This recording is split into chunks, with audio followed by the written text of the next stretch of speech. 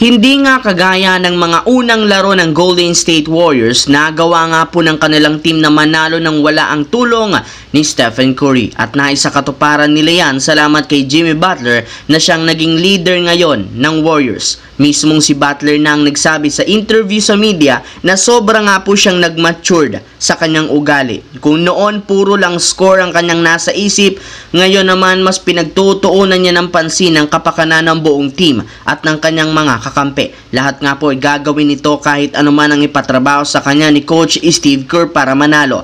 Rebounding, scoring, depensa, sa madaling salita, hindi na nga siya ball hog ngayon ang mindset ni Butler, kaya siya talaga ang pinaka-perfectong leader na nangunguna sa Golden State. Ito na rin naman ang mismong dahilan bakit nagsunod-sunod ang kanilang panalo simula sa pagiging 11th seed sa West hanggang sa nakaitaas sila sa top 6 sa Western Conference standings. Samantala, mismo ang head coach na ng Denver Nuggets na si Mike Malone ang nagsabi sa media na sobra talaga ang nangyaring pagbabago sa lakas ng Los Angeles Lakers. Ibang-iba nga po ito kumpara sa tinalo nilang team sa nakaraang dalawang season. At isa sa mga dahilan ng pagbabagong ito ay ang pagkuha nila kay Luka Doncic na literal nilampaso silang buong game. Pero ang pinakahinangaan dito ay ang depensa. Simula nang gawin nilang i-trade sa Dallas Mavericks, hindi na nga niya akalain pa na mas lalakas ang depensa nito matapos mawala si Davis. Di nga kagaya noon,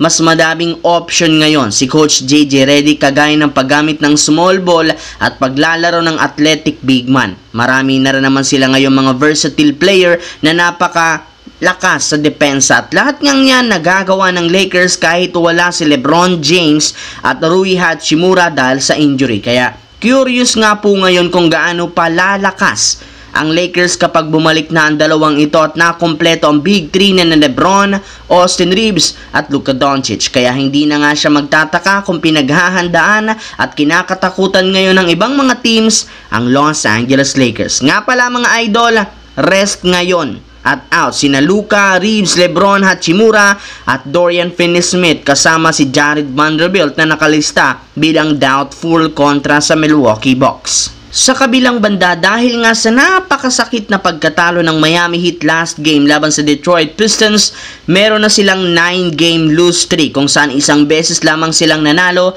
sa huling 10 laro. At ang panalungang ito laban sa isa sa pinakamahinang team na Washington Wizards, kaya hindi na naiwasan pa ng kanilang mga fans na magalit sa management ng team. May ilan nga dito ang nagsabi na eto na nga daw ang karma sa ginawa nila kay Jimmy Butler.